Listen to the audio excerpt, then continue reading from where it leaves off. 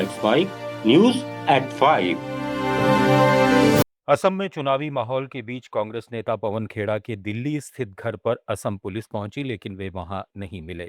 ये कार्रवाई असम के मुख्यमंत्री हिमंता बिस्वा शर्मा की पत्नी रिंकी भुइयां शर्मा द्वारा दर्ज कराई गई एफआईआर के बाद हुई है। दरअसल पवन खेड़ा ने हाल में आरोप लगाया था कि शर्मा की पत्नी के पास मिस्र, एंटीगुआ, बरबूडा और यूएई के 3 पासपोर्ट हैं। इस पर रिंकी शर्मा ने इन आरोपों को पूरी तरह बेबुनियाद बताते हुए खारिज कर दिया और मानहानि का केस करने की बात कही।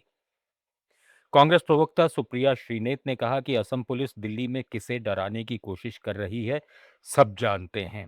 हिमंता ने पुलिस भेजकर साबित कर दिया कि वे घबरा गए हैं।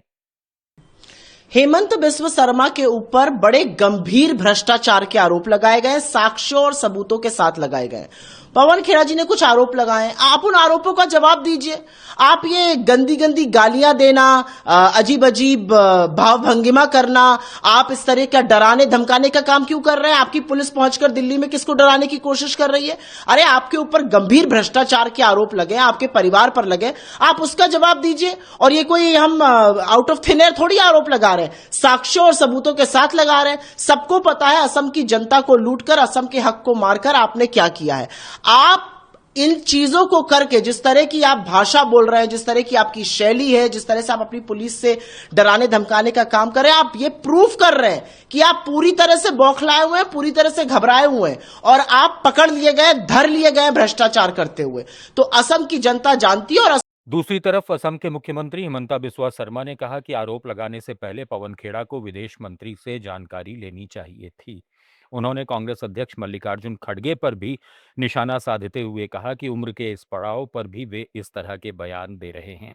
सीएम शर्मा ने कड़ा रुख दिखाते हुए कहा कि असम पुलिस पाताल से भी लोगों को ढूंढकर ला सकती है। उन्होंने दावा किया कि इस मामले में राहुल गांधी की भूमिका की जांच भी हो सकती है। पागल जैसा खड़गे जी का उम्र हो गया, अभी भी पागल जैसा बात कर रहे हैं। आप लोगों को जलील करेगा, लोगों को बेइज्जत करेगा और फिर बोलेगा हम फॉरेन मिनिस्टर पूछूंगा। तुम्हारा दामाद है क्या फॉरेन मिनिस्टर? पहले झूठ मूठ कागज क्यों लाया? पहले जाके फॉरेन मिनिस्टर को क्यों नहीं पूछा? कौन है ये खड़गे? अब ये लुका छिपी का खेल, क्या लुका छुपी का खेल है? असम, अरे कहाँ असम पुलिस को नहीं जानते? पाताल से भी उखड़ के ले आएगा। कहाँ मिलेगा पवन खेड़ा? असम लासित बरफुकन का देश है, कौन सा ये? असम, केरल और पुडुचेरी में विधानसभा चुनाव के लिए आज शाम 5 बजे से 48 घंटे का अनिवार्य साइलेंट पीरियड लागू हो गया है। इससे पहले असम के कछार में केंद्रीय गृह मंत्री अमित शाह ने एक जनसभा में कांग्रेस और राहुल गांधी पर कई आरोप लगाए। उन्होंने कहा कि एक तरफ प्रधानमंत्री नरेंद्र मोदी हैं जो देश में घुसपैठ रोकना चाहते हैं, जबकि दूसरी तरफ राहुल गांधी हैं जो इसे बढ़ावा देना चाहते हैं। अमित शाह ने दावा किया कि असम के 7 जिले अब मुस्लिम बहुल हो चुके हैं। उन्होंने जनता को चेतावनी देते हुए कहा कि अगर गौरव गोगोई पर भरोसा किया गया तो राज्य में फिर से घुसपैठ बढ़ सकती है। भाइयों बहनों, 1991 में ये 7 जिलों में हिंदू आबादी 38 लाख थी, अब घटकर 36 लाख हो गई है और मुस्लिम आबादी 39 लाख थी, वो बढ़कर 64 लाख हो गई। और ये राहुल गांधी के पेट का पानी नहीं हिलता है। उनको तो उसमें वोट बैंक दिखाई पड़ती है। राहुल बाबा, अंतिम बार है, घुसपैठियों का बचा खुचा वोट लेना है तो ले लो, अगले चुनाव में वोट देने के लिए हम इसको यही नहीं रखेंगे, निकाल बाहर कर देंगे।